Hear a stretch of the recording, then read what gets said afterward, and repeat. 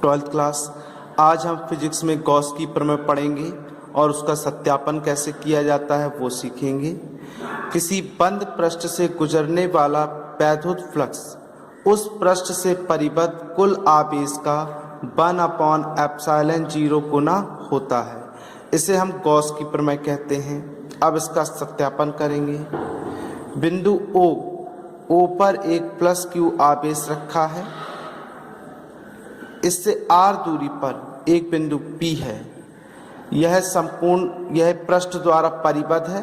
एक पृष्ठ द्वारा परिबद्ध आवेश प्लस Q है और इस आवेश से R दूरी पर पृष्ठ पर एक बिंदु P है,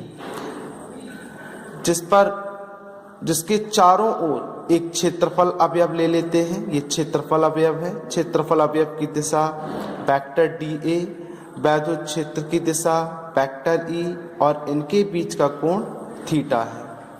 तो समाकलन की विधि में पहले क्षेत्रफल अवयव से गुजरने वाला फ्लक्स निकाला जाता है, उसके बाद संपूर्ण फ्लक्स निकाला जाता है। तो क्षेत्रफल अवयव से गुजरने वाला flux d phi E equal to E dA cos theta. E वैद्युत क्षेत्र की तीव्रता, बिंदु आवेश के कारण वैद्युत क्षेत्र की तीव्रता का सूत्र 1/4πε0 Q/r² होता है। dA cos थीटा वैसी का वैसा। अब dA cos theta upon r², इसको एक ब्रैकेट में लिख लिया, दोनों पक्षों का समाकलन। यह घनकोण का सूत्र है। इसकी प्लेस पर d ओमेगा लिख देंगे। 1 का फाई E के सापेक्ष समाकलन फाई E, 1 का ओमेगा के सापेक्ष समाकलन ओमेगा। संपूर्ण फ्लक्स निकाल रहे हैं, इसलिए यहाँ पे संपूर्ण घनकोण लिया जाएगा। संपूर्ण घनकोण 4 पाई होता है। कोई भी पृष्ठ है, किसी भी पृष्ठ द्वारा केंद्र पर बना घनकोण 4 पाई होता है। 4 पाई कैंसिल, तो इस तरीके से गॉस की प्रमेय सिद्ध हो जाती है।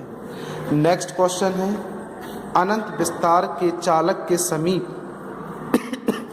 ये अनंत विस्तार का एक चालक है, आवेशित है ये।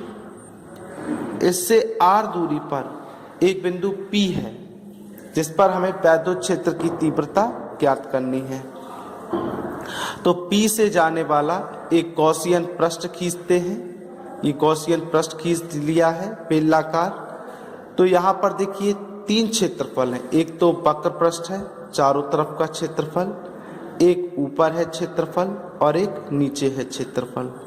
तो पहले वक्र पृष्ठ से गुजरने वाला फ्लक्स, इसमें एक क्षेत्रफल अवयव ले लिया गया है। क्षेत्रफल अवयव की दिशा dA, वैद्युत क्षेत्र की दिशा वेक्टर E। तो d phi E equal to E dA, इनके बीच का कोण 0 है, cos 0। इनसे गुजरने वाला वैद्युत फ्लक्स 0 होगा, क्योंकि dA और वेक्टर E इनके बीच का कोण 90 है और cos 90 का मान 0 होता है। इसलिए जो वक्र पृष्ठ से फ्लक्स गुजर रहा है वही संपूर्ण फ्लक्स होगा। cos 0 का मान 1, दोनों पक्षों का समाकलन कर दिया। 1 का A के सापेक्ष समाकलन A होगा, 1 का फाई E के समाकलन फाई E होगा। बेलन का वक्र पृष्ठ 2 पाई R H होता है। बेलन की लंबाई L है, इसलिए H की जगह पर L लिख देंगे। गॉस की प्रमेय phi E equal to 1/ε0 Q होता है। तो E equal to 1/2πε0 R Q/L। Q/L इसे हम रेखीय आवेश घनत्व कहते हैं। ये लैम्डा का सूत्र है, लैम्डा इक्वल टू Q/L होता है।